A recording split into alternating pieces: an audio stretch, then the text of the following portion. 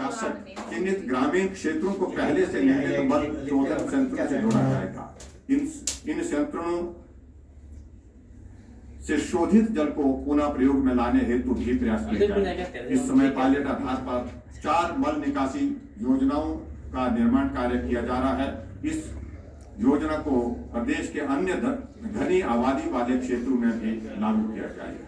अध्यक्ष महोदय, मैं विशेष रूप से उल्लेख करना चाहूंगा कि प्रदेश के महत्वपूर्ण क्षेत्रों परवाणु, कालाअम, नालागढ़, बद्दी तथा ब्यास नदी के पर कुल्लू, मनाली एवं मंडी जिले के कुछ स्थानों में सीवेज स्कीम तथा STP का निर्माण किया जा रहा है। इस पर 364 करोड़ रुपए खर्च किए जाएंगे। वर्ष 2021-22 में इन परियोजनाओं के लिए 200 करोड़ रुपए का बजट प्रावधान प्रस्तावित है।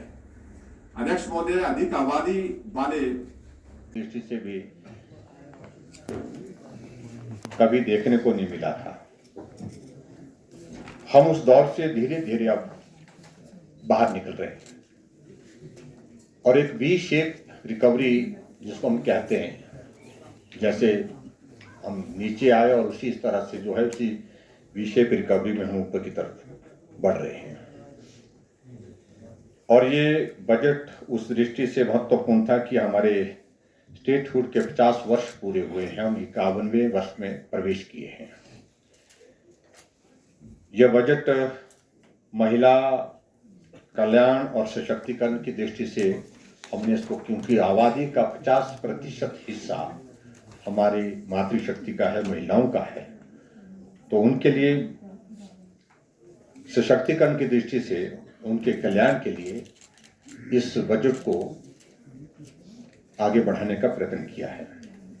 के क्षेत्र में जो हमारा इंफ्रास्ट्रक्चर है उसको स्ट्रेंथन करने का, और उसके साथ में विस्तार का भी, क्योंकि कोविड के चलते जो हमारे स्वास्थ्य के क्षेत्र में हमने जो कमियां महसूस की, स्टाफिंग से रिलेटेड, इंफ्रास्ट्रक्चर से रिलेटेड, उन चीज़ों को बेहतर करने के लिए आने वाले समय में इस प्रकार के संकट अगर आ ही जाए तो उसमें हम उसका समाधान उसमें कैसे कर सकते हैं, उस दृष्टि से हमने फोकस किया है। मैं एक्सप्लेन करना चाहूँगा। जो हमारी रिसिप्ट है, जो रेवेन्यू का जो रिसिप्ट है हमारे पास, वो 37,028 करोड़, अगर कहीं फिगर में गलती हो तो मेरे को करेक्ट करते रहना आपने, 37,028 करोड़ रुपये, 37,028 करोड़। और उसके बाद जो हमारे जो टैक्सेस हैं, ओन टैक्सेस रेवेन्यू जो है वो 9,282 crore rupees. Own non taxes revenue जो है वो है 2,754।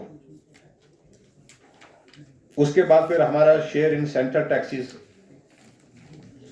5,524 करोड़ रुपीज।